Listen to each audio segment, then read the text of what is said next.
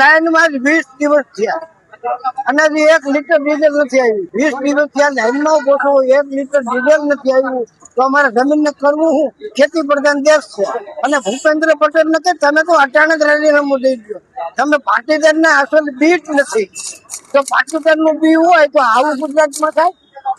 અને ઓમ કે હું ગુજરાત નો છું અને અમારે સમ્રાટ સિટી ને શું કરવા છે, બ્રિજ ને શું કરવા છે, અમારે કાંઈ નથી જોતું. અરે અચાનક દિયે તો હાથું 10 લીટર નહીં દે આગળ લઈને આવશું તો કે થઈ ગયું. અમારે જે હોકરામ જવું જ્યાં વારો આવે તો જે નથી તો નથી તો આ નાખે છે ક્યાં?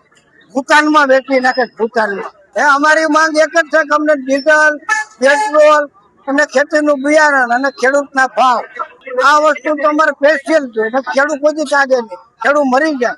70 વર્ષમાં હું કોઈ લાઈનમાં નથી ઉભો રહ્યો અને હવે 70 વર્ષ મારાથી લાઈનમાં ઉભું રહેવાય? આખી રાત જગાય? સાહેબ ને કયો 2 રાત જાગે. ભૂપેન્દ્ર સાહેબ ને કઈ 12:30 વાગે આવી અને બપોર ધોમ તડકાના જાગે આવે.